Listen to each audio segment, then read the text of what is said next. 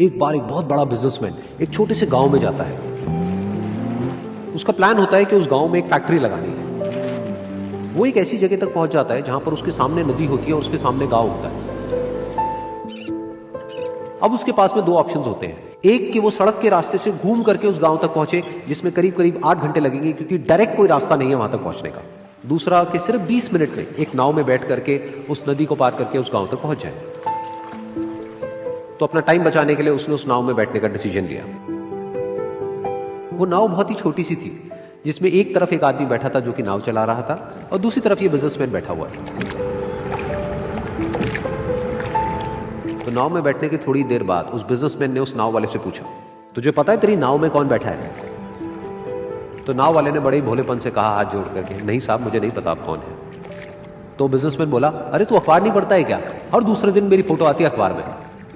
तो नाव वाला बोला, अरे साहब मुझे कहाँ पढ़ना लिखना आता है, मैं बहुत छोटा सा था जब मेरे पिताजी गुजर गए थे, तो अपने परिवार का ध्यान रखने के लिए मैं बचपन से ही काम में लग गया और तभी मेरा स्कूल छूट गया।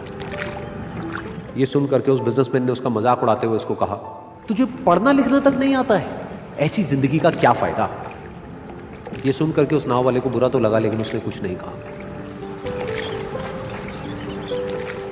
थोड़ी देर बाद वो बिजनेसमैन उस नाव वाले से बोला, अभी कुछ ही दिन बाद ये जो सामने तू जमीन देख रहा है, यहां पर मेरी एक बहुत बड़ी फैक्ट्री होगी जहां पर हमारे ब्रांड की मिनरल वाटर की बॉटल्स बनेगी। उस नाव वाले को बात समझ नहीं आई। उसने कहा, क्या बनेगा साहब?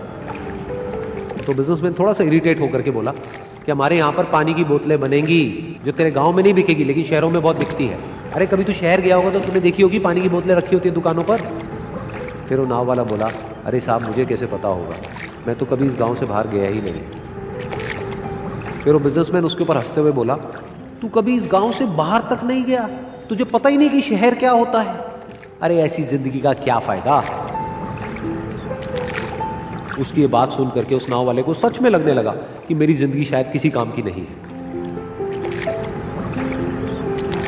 अपनी इस सोच की वजह से उसका नाव से ध्यान हटा और तभी नाव की टक्कर हो गई एक बड़े से पत्थर से, जिसकी वजह से नाव में पानी भरने लगा और नाव डूबने लगी। उस जगह पर पानी बहुत ही गहरा था और किनारा दूर था। नाव वाले को समझ आ गया कि अब इस नाव को बचाने का कोई तरीका नहीं है और वो अपनी जान बचाने के लिए नदी में छलांग मारने ही वाला था। तभी उसने उस बिजनेसमैन से पूछा, साहब आपको तैरना तो आता है ना? तो बिजनेसमैन घबरा करके बोला, ऐसा क्यों पूछ रहे हो, मुझे तैरना नहीं आता है। उसकी ये बात सुन करके नाव वाले को हंसी आ गई और वो बोला, अरे साहब आपको तैरना तक नहीं आता, ऐसी जिंदगी का क्या फायदा? ये सुन करके उस बिजनेसमैन को अपनी गलती का एहसास हुआ और वो हाथ जोड़ करके उस नाव वाले से बोला, तुम जो कहोगे मैं तुम्हें दूंगा, बस मेरी जान बचा लो।